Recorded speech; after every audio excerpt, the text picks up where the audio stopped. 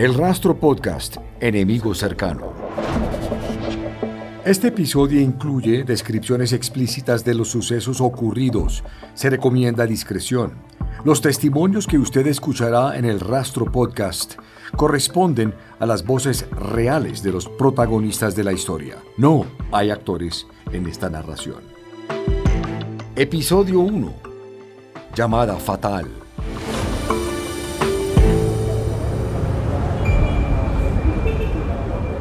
En agosto del año 2020, un joven llamado Nicolás Ayala Cala, de 20 años, fue secuestrado en Lebrija, un pequeño municipio de Santander. No era el típico secuestrable, adinerado o poderoso. Su padre es un humilde transportador que se gana la vida con esfuerzo. Era muy cercano a su hijo. Por eso su vida cambió cuando ese 20 de agosto recibió la llamada de los secuestradores. Esta es la historia de Wendy Heredia, enemigo cercano.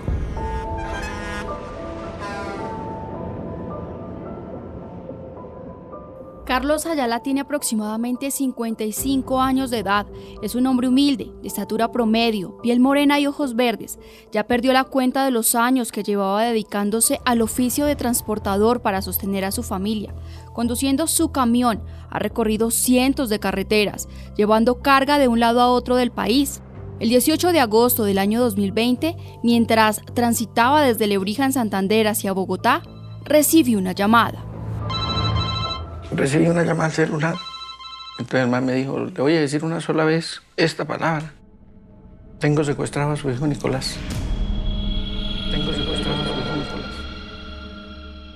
Yo no le contesté nada. Yo me quedé callado y no hablaba nada. ¿Qué puede decir un padre cuando al otro lado de la línea telefónica escucha la voz de alguien que asegura tener secuestrado a su hijo?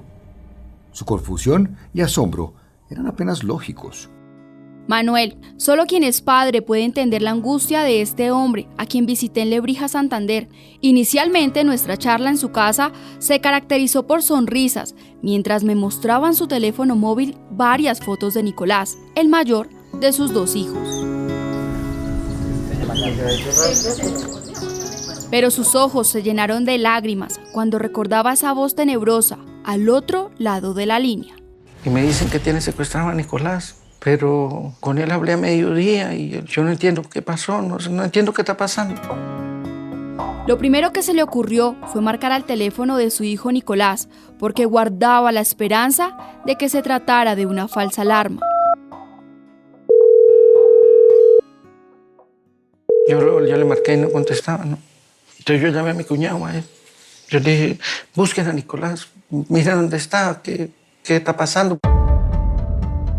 El cuñado de Carlos Ayala es Ricaurte Cala, un hombre sencillo y amable. Habló conmigo en la casa de Carlos y recordaba como si hubiera sido ayer la angustia que vivía toda la familia. A mí no me cabía en la cabeza que eso fuera así. O sea, que un secuestro, o sea, a mí la palabra secuestro a mí no me cabía. O sea, yo decía, es que esto no puede ser. Yo lo seguí buscando. Mientras familiares y amigos buscaban a Nicolás en Lebrija, donde había desaparecido, Carlos, su padre, continuó en carretera porque no tenía opción de regresar hasta que la carga que transportaba fuera entregada. Pero 1 hora después de recibir la primera llamada, el celular de Carlos volvió a sonar. Dije, voy a contestarle. Aló, mano, ¿qué pasa? ¿Qué quiere? Entonces el man me dijo, tengo secuestrado a su hijo. Entonces yo le dije, que Nicolás se asientó. Yo decía que no le oía. Que Nicolás se asientó, ¿qué pasó? No, es que no le entiendo, no le oigo. Entonces me dijo, lo llamo mañana. Wendy, cuando estas situaciones ocurren, la mente se bloquea y no sabe uno cómo reaccionar. Sin embargo, Carlos decidió llamar a la policía, ¿verdad? Así es, Manuel. En medio de la angustia, Carlos se comunicó con la línea 165 del Gaula de la Policía de Santander. El intendente Misael Orlando Espitia Carrillo fue el investigador asignado para este caso. Él es el jefe de la Unidad Básica de Investigación Criminal, un agente experimentado, reconocido por su sagacidad. ¿Cómo se identificó el secuestrador? Él se identificó como el comandante Juaco de las Águilas Negras. ¿Qué es lo primero que ustedes como Gaula realizan? Bueno, nosotros primero empezamos a realizar un perfil de la persona que está desaparecida. Empezamos a verificar si de pronto esta persona tenía antecedentes de haberse emancipado de sus padres, si era reiterativo en de pronto que sus padres reportaran que no llegaba a la casa, si era una persona que tuviera problemas de drogadicción, de alcohol, pero encontramos totalmente lo contrario, que era un muchacho muy juicioso. Un muchacho entregado a su familia y muy juicioso, Manuel. Así también lo describe Carlos Ayala, el padre de Nicolás, mientras me enseña otra foto reciente, donde se observa al joven, junto a un pastel, celebrando su cumpleaños número 20. Nicolás era alto, delgado, bien parecido, y tenía los ojos verdes iguales a los de su papá. Él en los 20 años nunca se quedó afuera de la casa. Él me decía, papá, voy a ir donde el mejor amigo, pues él tenía muchísimos amigos. Él le decía a uno, papá, voy a ir donde Andrés y llego a las 7, porque él nunca llegaba tarde. O sea, nunca estuvo fuera de su casa. No. Él llegaba, iba donde los amigos, pues, comía y el papá, ya voy para la casa, él me llamaba y se venía para la casa. Era muy juicioso, gracias a Dios. Pues le agradezco a Dios porque me dio un hijo muy bueno. La de Nicolás es una familia pequeña, pero muy unida, ¿verdad, Wendy? Sí, Manuel. Por eso cuando le pedí al señor Ricaurte Cala, tío de Nicolás, que me describiera a su sobrino, su mirada parecía revivir cada momento de angustia. ¿Quién era Nicolás? Yo creo que Nicolás tiene tantas formas de calificarlo. Un ser noble, bueno, servicial. Diría yo que un niño, porque Nicolás, a pesar de sus 20 añitos, nunca perdió como ese ser niño, ¿no? Siempre estuvo con los pequeñitos. Pero no solo la familia tiene los mejores recuerdos de él.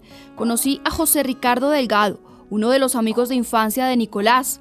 Al hablar de él sonríe y mira una foto en donde aparecen juntos cuando tenían aproximadamente 10 años de edad, jugando en un río de la zona.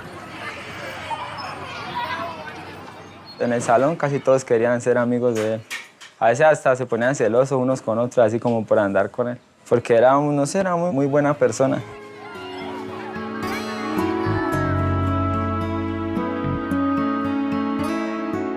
Carlos, el padre de Nicolás, recuerda el nacimiento de su hijo como uno de los días más felices de su vida.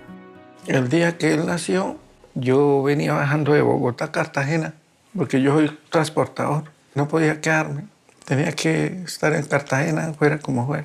De entre lo vi, pues la ilusión de un papá a los hijos, ¿no? Nicolás era el mayor de 2 hermanos, según su tío Ricaurte Cala, el más noble y justo de la familia. Me decía un día, tío, yo sí quiero estudiar, pero quiero estudiar como de una manera diferente.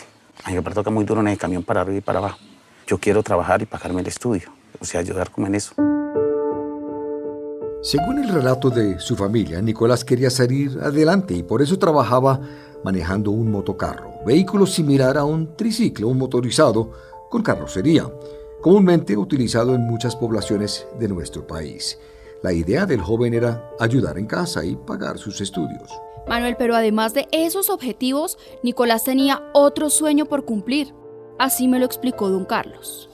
Él decía, no, papá, yo tengo que trabajar porque quiero tener mi moto, que sea mía. Yo le decía, bueno, hijo, porque yo no tengo plata para comprar una moto. Usted sabe que uno gana es para la comidita y para todo.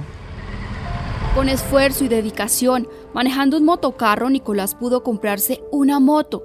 Su felicidad quedó grabada en un video que me mostró don Carlos, en donde se ve al joven llegando a casa en su nueva motocicleta y dando algunos giros. Estaba muy feliz. El lunes 18 de agosto del año 2020, todo transcurría con normalidad. Carlos Ayala recorría la carretera que de Santander conduce a Bogotá y Nicolás llegaba a trabajar en la empresa de motocarros. Manuel, y para conocer más detalles de lo que sucedió ese día, visité a Juan Manuel Morales, administrador de la empresa donde estaba afiliado el motocarro que manejaba Nicolás. Ese día tuvimos una reunión acá con la Secretaría de Tránsito y todas las personas salieron a trabajar normal. Un muchacho, lo que le digo, siempre cumplidor, honesto, trabajador, o sea, cumplidor de los horarios. Luego de esta corta reunión, Nicolás se fue a trabajar, pero Unas horas después, su jefe, Juan Manuel, al igual que le había ocurrido a don Carlos, recibió una estremecedora llamada. Y una persona que yo no conozco me dice que hay un motocarro parado cerca a la CDB. La CDB es la escuela de acá, del origen donde estudian los niños. Que hay un motocarro, que por qué no revisábamos que dónde estaba el conductor. O sea, yo inmediatamente salgo de acá de la oficina y me dirijo al sitio solo. Manuel, a partir de ese momento comenzaría la búsqueda intensiva de Nicolás Ayala. Al lugar llegaron los familiares del joven y por supuesto las autoridades. El investigador Espitia recuerda que en ese sitio se percataron de un detalle que les llamó la atención. Dentro del motocarro se hallaron los 2 teléfonos de Nicolás abandonados. Es decir, la persona que había secuestrado a Nicolás tenía conocimiento que no podía permitir que éste portara los teléfonos porque si no, lo podríamos ubicar fácilmente. Los uniformados del Gaula ya no tenían duda de que se trataba de un secuestro extorsivo. Lo extraño para ellos es que hasta ese momento los secuestradores no hayan exigido un precio por la liberación del joven. Wendy, ¿cómo avanzaron estas investigaciones? Manuel, lo primero que debían hacer era entrevistar a su jefe, la última persona que lo vio. El investigador Espitia así lo explica. La empresa donde trabaja Nicolás, para ese entonces, de motocarros, cuenta con una persona que atiende las llamadas de los ciudadanos de los servicios. Y había un servicio que habían requerido en ese mismo intervalo de tiempo, que era un sector conocido como Pico del Águila, en zona rural de Lebrija. Nos dirigimos, nos organizamos con las familias, hicimos un desplazamiento con la comunidad a hacer la búsqueda en ese sector para saber si de pronto Nicolás se había quedado en ese sector. La familia de Nicolás se hundía cada vez más en una profunda incertidumbre. Conocí también a María Paula Cala, prima del joven secuestrado. Me recibió en su casa de paredes blancas y puerta a café. Ella tampoco podía evitar el llanto recordando lo que pasó aquel 18 de agosto, apenas unas horas después de la desaparición de Nicolás. Fue una noche de angustia terrible. Nosotros llamamos a todo el mundo. Creo que comenzamos a postearlo en toda red social. Una búsqueda incansable, así lo recuerda don Ricaurte, tío de Nicolás. Yo empiezo a llamarlo, a buscarlo. Tal vez lo fueron a robar o no sé qué cuentos y lo tienen por aquí amarrado. Nos reunimos un resto de familia y de amigos ahí y nos fuimos a buscarlo por toda esta zona de la cancha. Lo llamamos, lo buscamos. Pero las horas pasaban y no había resultados. María Paula miraba en su teléfono las publicaciones de ese día en redes sociales y siguió contándome. Mi papá llegó desesperado como a las 3:30 de la mañana y ninguna capaz de dormir. Todos mis amigos me llamaban como ¿qué pasó con Nicolás? Porque precisamente compartimos como cierta red de amigos de acá del pueblo. Cuando este tipo de situaciones ocurre en una pequeña población, la unión entre amigos y familiares con las autoridades es común. Así es, Manuel, y para el intendente Espitia, la búsqueda no paraba. ¿Qué pasó al día siguiente? Empezamos a generar el rastreo del teléfono del cual se había generado la llamada en la que le había notificado al papá que Nicolás se encontraba secuestrado. Empezamos a hacer la investigación de establecer dónde se había comprado, dónde había reportado, dónde se encontraba. Y hallamos que la ubicación de esa llamada había sido cerca al peaje de Lebrija. Logramos establecer que sí estaban en el sector. Es decir, que la persona sí había estado cerca del lugar de domicilio de Nicolás y cerca del municipio donde se había generado su secuestro. En la llamada ya había un requerimiento económico, pero no había una cuantía. Le decían que tenía que estar pendiente y que si quería volver a su hijo tenía que alistar un dinero. Ahora las autoridades dependían de una nueva llamada de los secuestradores para avanzar. Y esa nueva llamada llegó al día siguiente, el 19 de agosto del 2020. Y a las 6 de la mañana ya me volvieron a llamar. Yo venía por ahí llegando a Pescadero. Me llamó y me dijo, pues si no me da 120 millones mato a su hijo. ¿Y usted qué le dijo? Yo no entiendo usted por qué secuestra el hijo de un camionero, de un hombre que se gana el mínimo. Yo no entiendo usted por qué hace eso, por qué eligió a mi hijo si yo no tengo dinero. Yo gano para comer nomás, yo no gano. Yo le dije, no, así tuviera plata no debería secuestrar a nadie. ¿por qué secuestran a una persona? Me dijo, no, eso no me importa a mí lo único que me importa es que me busque 120 millones.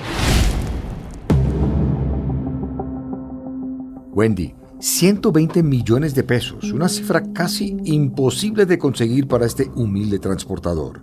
Manuel, desde ese momento la angustia de la familia creció, pero gracias a esa llamada fue que los investigadores pudieron orientar las pesquisas, como lo explica el intendente Spitia.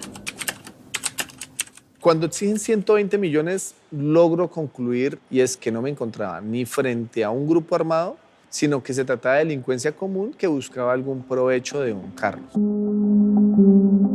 El investigador comenzó a sospechar que era alguien muy cercano a la familia.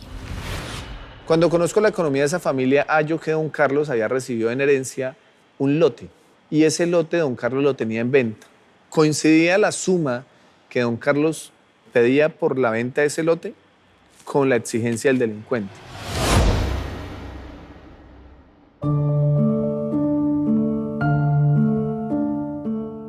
Manuel, mientras don Carlos me contaba lo sucedido, abrazaba la foto de su hijo, respiraba profundo y lloraba al recordar lo que le respondió al secuestrador cuando él le cobró 120 millones de pesos por la liberación de Nicolás. Yo voy a mirar a ver qué hago porque yo no tengo plata, yo no tengo nada, tengo la casa. Le dije, si quiere le entrego la casa y entrégame a mi hijo, dígame dónde le firmo los papeles y todo. Y ese día pues lo vendí, porque según que es que lo había vendido. Yo no dije más nada porque yo qué más hacía. Uno estaba en las manos de un delincuente. Es muy difícil. Y ahí empezó el calvario. Porque es un calvario. Según las autoridades, la llamada del secuestrador exigiendo esa suma de dinero provenía de una nueva línea telefónica. Así es, Manuel, el intendente Spitia pudo seguir una nueva pista. Hacemos esos análisis de llamada y nuevamente nos presenta un punto de georreferenciación cercano, no el mismo punto, pero sí un lugar cercano. Entonces ya nos marcó como una hoja de ruta para llegar a ubicar en la georreferenciación dónde se encontraba esta persona. ¿Qué ubicación les dio? Girón, límites entre Girón y Lebrija. Con esa información entonces la llevamos a realizar búsquedas selectivas en bases de datos. Las búsquedas selectivas en bases de datos me permitieron establecer las INCARES en qué dispositivos telefónicos habían sido utilizados. Entonces, ahí surge un dato muy importante para la investigación y es el punto de partida.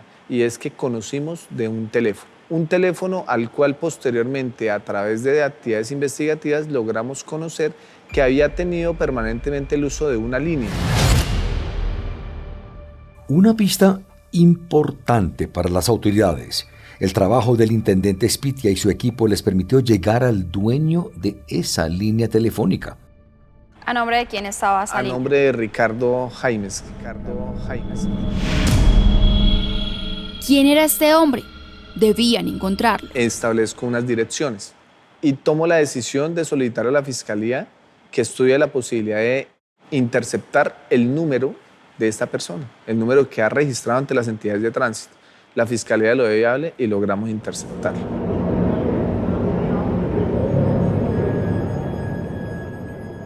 Rápidamente las autoridades encontraron la casa de Ricardo Jaimes. Wendy, ¿qué había allí? Manuel, observaron que el hombre tenía en su vivienda 2 vehículos. Tiene unos vehículos de propiedad. Entre los vehículos había una minivan. Se desempeñaba como distribuidor de productos de una empresa de comestibles entre Lebrija y Girón. Y también hallé que tenía una motocicleta color verde. Traté de verificar si para la fecha de ocurrencia de los hechos, en el peaje de Lebrija, los vehículos de Ricardo Jaimes habían transitado por allí, pero realmente esa actividad no me dio resultado. Mientras las autoridades determinaban si Ricardo Jaimes estaba o no involucrado con el secuestro, la familia de Nicolás vivía un infierno. Manuel, ya habían pasado 2 días desde que recibieron la llamada del secuestrador exigiendo 120 millones de pesos por la liberación del joven. El tío de Nicolás me contó algunos detalles. Eso era algo absurdo, eso era algo de locos. Carlitos empezó ahí en su momento a buscar cómo reunía plata, vendiendo lo poco, mucho tenía, las motos de Nico, el carro, saliendo como lo que estaba ahí más a la mano para ver si se recogía algún dinero y poder pagar ese rescate. reunir esa cifra se hacía imposible. Con lo poco que vendieron, Carlos solo logró conseguir 25 millones de pesos. Imagínese, Manuel, y como si no fuera suficiente este sufrimiento, el 22 de agosto, Carlos recibió una nueva llamada. El audio que escucharán a continuación es una parte de la conversación real entre Carlos y el secuestrador. ¿Ustedes por qué me eligieron a mí, mano? Donde yo no tengo y no deudas. Y yo me gano es un mínimo, mano. Yo manejo un camión. Pero ahora se lo voy a colocar en sus manos, porque de aquí en adelante lo que le pase a su hijo, si él se muere, es por culpa suya, por su negligencia y por no cumplir con la palabra. El secuestrador puso un ultimátum. Si no pagaban la suma exigida, Nicolás moriría. Don Carlos recuerda lo que le respondió al secuestrador. Yo en un viaje le dije, mano, es que yo no tengo plata, Dios mío. Lo único que le debo es a los bancos. Yo iba a todos los bancos a que me presten plata y nadie me presta porque el sueldo mío no da para un préstamo de plata. ¿Yo qué más hacía?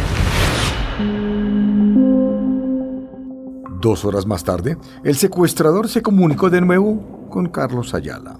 Y esta vez, al parecer, quería negociar. Después se bajaron a 80 millones. Pero Wendy, habían pasado 4 días desde que Nicolás fuera secuestrado y la familia aún no recibía una prueba de vida. Ninguna, Manuel. Pero los investigadores del Gaula le dieron instrucciones a Carlos para que en esta comunicación hiciera una petición al secuestrador.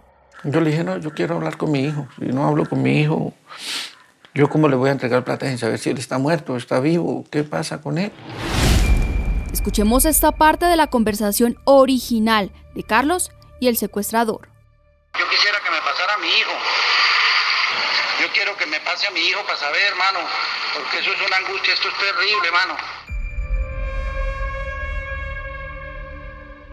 El secuestrador colgó sin decir nada, pero dejó una nueva huella, porque la llamada se hizo desde otro número de teléfono que fue analizado rápidamente.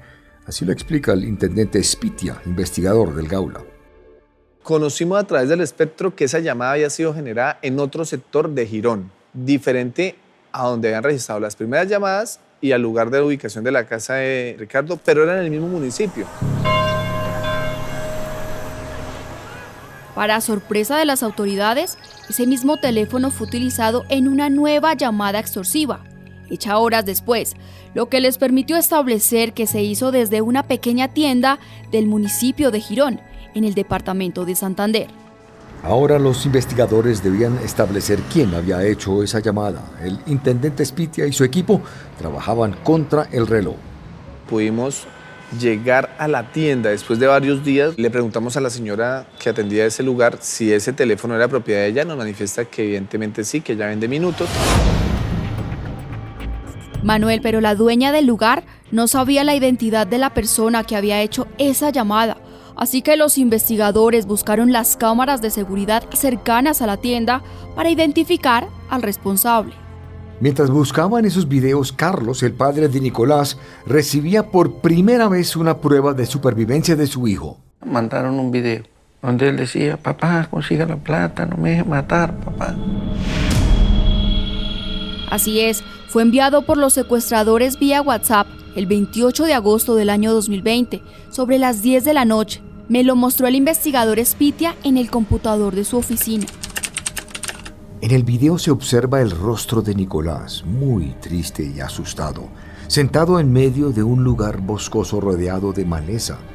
El plano es cerrado y la voz del joven es muy tenue. Hola, papá. Papá, que por favor me saque aquí. Yo le ruego a usted que me saque aquí. No me deje morir aquí, papá. Que ellos ya saben y lo tienen mirado ustedes. Si están con la policía, que están con el Gaula, todo eso. Por favor, papá, sáqueme de aquí.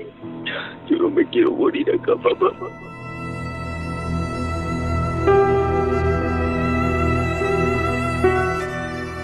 Este, sin duda, fue uno de los golpes más duros para Carlos. No, los videos eran de tortura, que si no le entregaron la plata, pues lo mataban. Los investigadores analizaron el video detalladamente y solicitaron el análisis del número de WhatsApp de donde había sido enviada esta única prueba de supervivencia. Al día siguiente, las autoridades recibieron los videos de las cámaras de seguridad cercanos a la tienda desde donde se había originado la más reciente llamada extorsiva. Para el intendente Spitia, el caso se iba aclarando. Logramos establecer el día y observamos a la persona que hace la llamada. Queda claramente en un video. Era un hombre de contextura delgada, quien llega al lugar caminando. Vestía una camiseta azul de un equipo de fútbol. Observamos que esta persona llega a ese sitio, pero previamente 2-3 cuadras había dejado su motocicleta parqueada y camina hasta la tienda. Es decir, esta persona tenía conocimiento que no podía dejar mucha evidencia. Deja su moto abandonada, llega al lugar, hace la llamada, camina sin darse cuenta que hay cámaras, tripula la moto y se va. Pero un detalle de la moto llamó la atención de los investigadores. En el video se observa que hay una motocicleta color verde, es un verde particular, un verde limón que no se ve mucho en las motocicletas.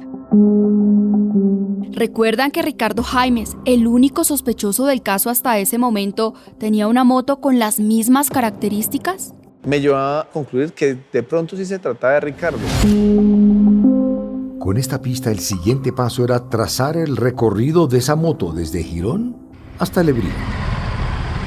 Hacemos toda la reconstrucción, analizar las cámaras del barrio donde reside Ricardo y observamos cómo la misma moto, la persona que viste la misma camiseta que está haciendo la llamada extorsiva, llega al barrio, llega en la misma motocicleta e ingresa a la casa. Ese día establecimos que la persona que estaba haciendo las llamadas, que se denominaba el comandante Joaco, era Ricardo Jaimes Garavito.